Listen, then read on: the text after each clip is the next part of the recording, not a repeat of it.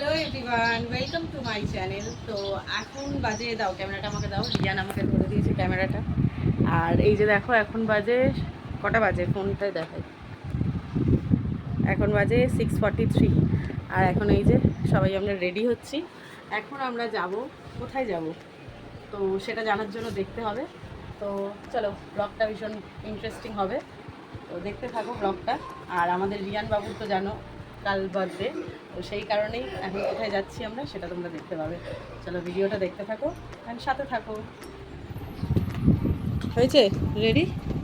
কতটা? আমি পুরো রেডি, আমি চুল বাঁধবো আর রেডি। আর আমাকে একটু দেখা, চোখের ভিতর দিয়ে দিচ্ছি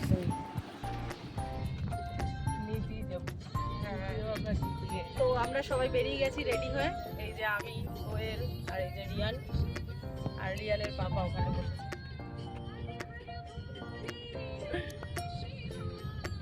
বলো রিয়ান, কোথায় যাচ্ছ তুমি? দীঘাতে। দীঘাতে? দীঘাতে কি করতে যাচ্ছ? স্নান করতে যাচ্ছে শুধু দীঘাতে। এখানে স্নান করার মজা হয় না, এখানে ও জল শেষ তো, ওই জন্য দীঘায় স্নান করতে গেছে।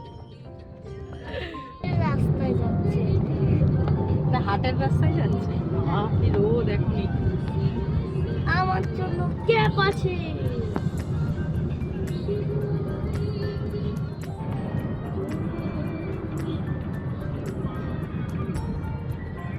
সবই ঠিক আছে, যদি এখন ওখান থেকে যে হাই অ্যালার্ট করে যদি বন্ধ করে দেয় বেকার হয়ে যায়।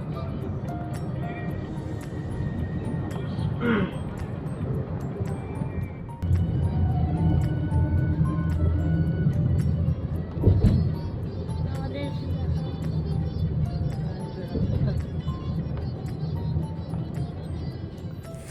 এখন আমরা বেরিয়ে পড়েছি রাস্তায়, রাস্তার দৃশ্য উপভোগ করতে করতে আমরা যাচ্ছি।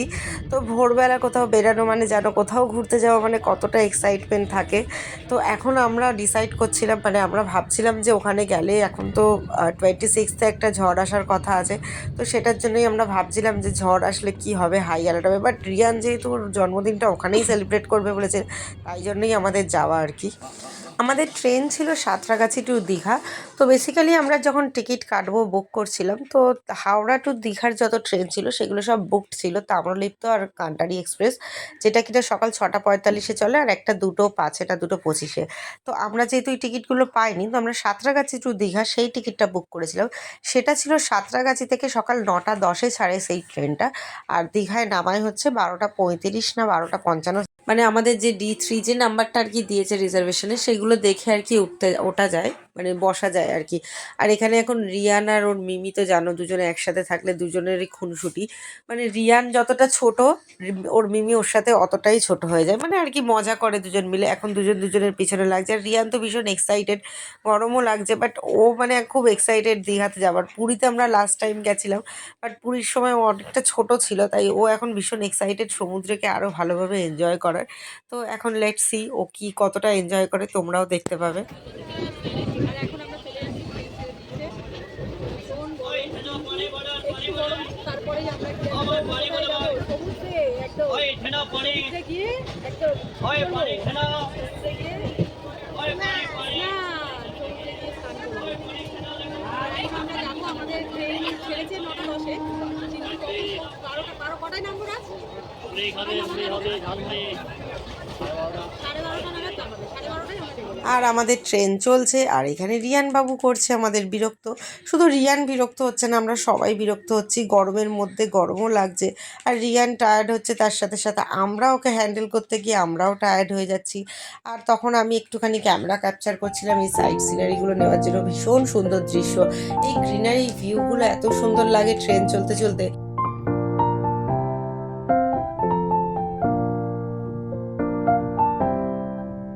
যেগুলো আমাদের একার ছবি আছে ওগুলো ডিলিট করে দিবি।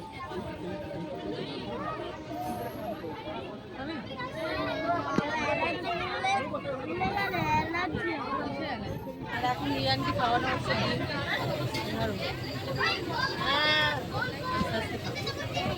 তার সাথে রিয়ানের বাবাও খাবে।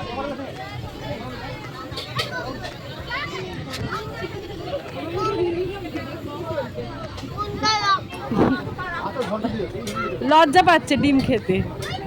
লজ্জা কিসের ডিম খেলে? ডিম খেলে লজ্জা লাগে গাইস? বলো তো ওকে, তার ডিম খেতে লজ্জা লাগছে? হাসি পাচ্ছে? ওর ডিম খেতে লজ্জা, হাতটা সরিয়ে ঢং করছে। দেখো মুখে হাত দিয়ে ও ডিম খাচ্ছে, কি হাত দিয়ে ও নাকি মুখে হাত দিয়ে ডিম খাবে। ওর বলছে আমাকে ক্যামেরা অন করবি না। তো মানুষকে ডিম খায় না, এই দেখো মুখ বন্ধ করে খাচ্ছে।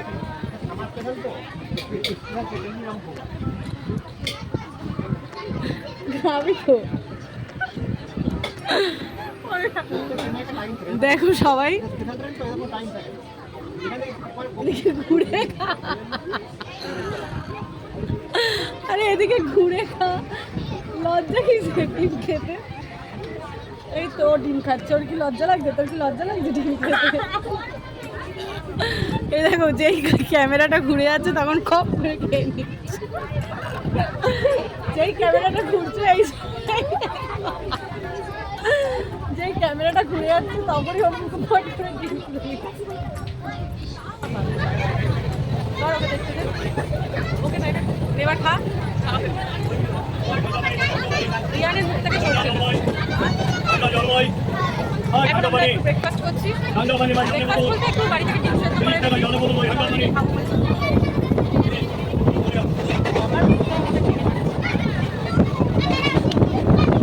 খুব গরম লাগছে, মনে হচ্ছে কখন গিয়ে পৌঁছাবো, তাই তো? কখন গিয়ে পৌঁছাবো, কখন গিয়ে ডিম খাইনি। ক্যামেরা অফ করে কেউ ডিম খাই প্রথম আমি দেখলাম। ক্যামেরা অন করে খেতে চাইছে না, যেই ক্যামেরাটা ঘুরছে তাড়াতাড়ি করে মুখে ঢুকে যাচ্ছে।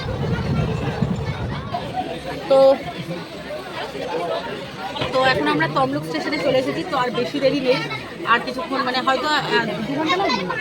হ্যাঁ, আর 2 ঘন্টা লাগবে। তো আর 2 ঘন্টার মধ্যে আমরা চলে যাবো। তো আর ভালো লাগছে না, এবার মনে হচ্ছে না যত সময় হয়ে গেছে মনে হচ্ছে আর কখন যাবো, তাড়াতাড়ি করে আমরা যেতে চাই। আর এ তো অ্যাজ ইউজুয়াল খাওয়া নিয়ে করে রাখি দেয়।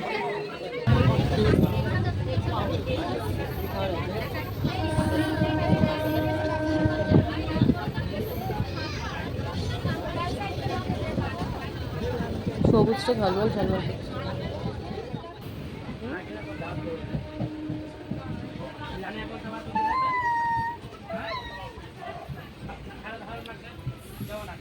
আর এখন আমরা চলে এসেছি, এই যে ওয়েদারটা তো দারুণ, কিন্তু ভয়ও লাগছে ঝড়ের জন্য। দেখো বন্ধু, ভয় লাগছে যদি ঝড় ওঠে।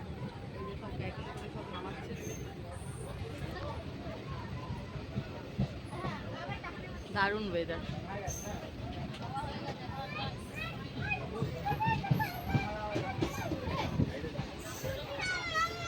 না, ঘুম দিয়ে দিয়েছে, ঘুম থেকে উঠলো রিয়া। ওই যে আরেকজন এখনো চলে এলো, এখনো খেয়েই যাচ্ছে, খাওয়া আর কমাচ্ছে না, খেয়ে প্যাকেট ট্যাকেট ফেলে দিয়েছে, এখনো খাচ্ছে।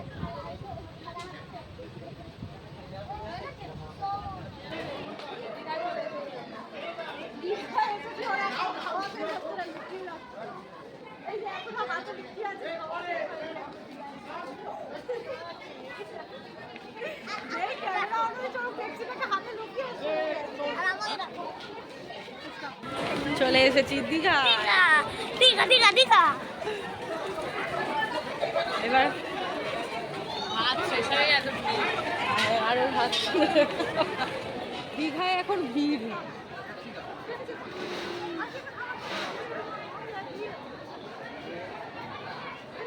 ভিড় দেখ, মাথা দেখ। বাঙালি কখনো ঝড়কে ভয় পায় না, অন্তত দীঘা পুরীতে, তাই না? ওই তো দীঘা পুরীতে বাঙালি কখনো ঝড়কে ভয় পায় না। পুরো পুরীর মতো না মন্দিরটা?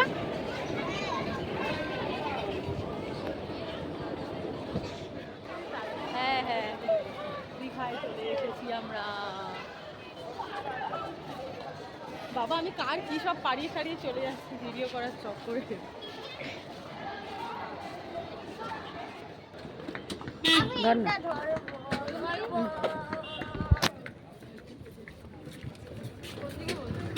আমার ব্যাগ আর কাউকে চিনবে কি দাদা তুমি? নিয়ে কি আর কারোর সাথে নিলে? না না, চিনি না। আমি উঠে যাই। তো আমরা দীঘাতে নেমে স্টেশনে নেমে টোটো পেয়ে গেছি, আর এই যে আমরা এখন টোটো পেয়ে চলে যাচ্ছি। তো টোটো পেয়ে গেলাম, এবারে যাই হোটেল দেখবো। আমরা একটু সার্টেন বুক করে এসেছি, কিছু হোটেল টোটেল কিছু বুক করা হয় তো যাই। এইগুলো দেখো, ওয়েদারটা দারুণ হয়ে আছে তাই না? Weather is দারুণ। সত্যি ওয়েদারটা দারুণ, কিন্তু পাপা ধর ওকে ওইটা তোর না, ওই কোমরের দিকটা দিয়ে, হ্যাঁ ওই দিকটা দিয়ে ধর। আমার হ্যাঁ